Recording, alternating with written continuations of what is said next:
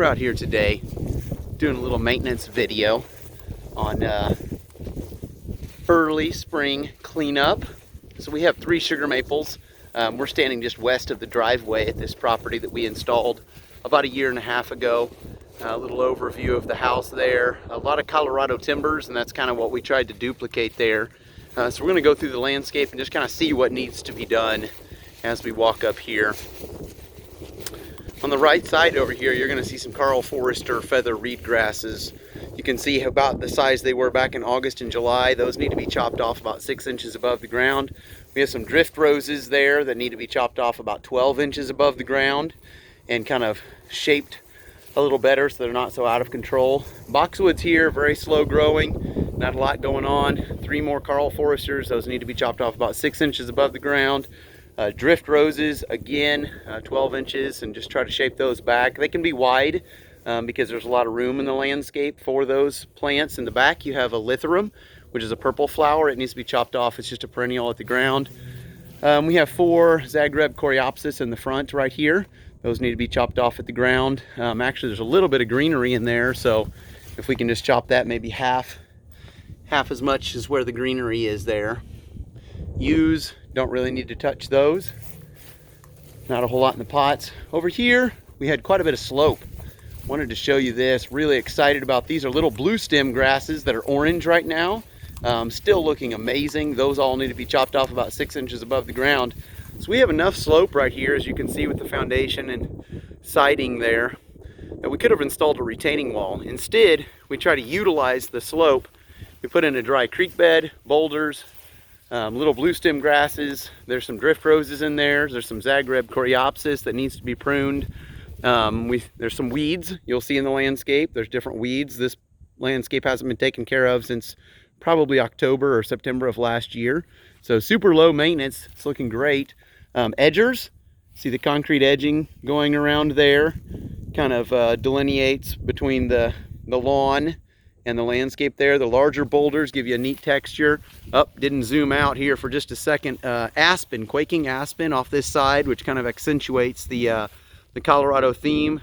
Blue Atlas cedar in the background. Trying to get more upright in the landscape instead of a million little round balls. So this guy here is a great example of Walker's Low catmint. So that wild bush of a thing was all blue and flowering last September. And now it needs to be chopped off where the greenery is, and then that's going to get that big again. So that's one plant, really a phenomenal plant. We have a lithorum right here. Look at that pointer finger, that's fantastic. Lithorum, catmint, we got a catmint. We have a dwarf rose of Sharon right there.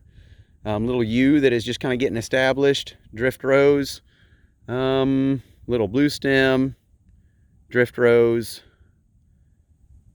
blue Atlas cedar right up here. Boulders, dry creek bed. Absolutely love the landscape. Spot sprayed. One of my very favorites right there is little limelight hydrangea. Going to be super phenomenal this year with white blooming. Also over in the background right over here is a little limelight hydrangea. You'll also notice this is a very large area that we landscaped with only a few plants. Part of that is because of the perspective. All the way out there is their gravel road that comes down their house. There's no reason to put in a ton of bushes in an area like this. It just makes it look cluttered and way too busy. Super excited about this landscape. Think it looks just fantastic. That's my opinion, but we designed it. Little tiny tree back here. It's actually a Jane magnolia that's gonna get 20 or 30 feet tall off the master bedroom. And then we will zoom around. I'm gonna pause. We're gonna zoom around over to the landscape right over here. So we have a concrete stem wall, upper level deck right there.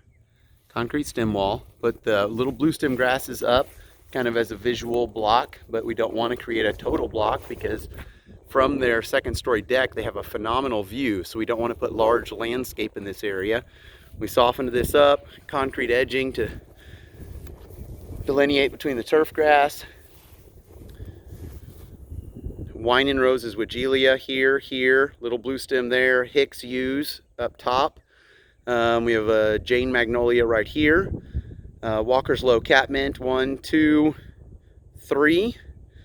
Yew right up here. There's some Zagreb Coreopsis in there. And then again, big slope right there, and using the boulders to accentuate that, setting those in the ground so that we have the slope that we need. Thanks so much for watching.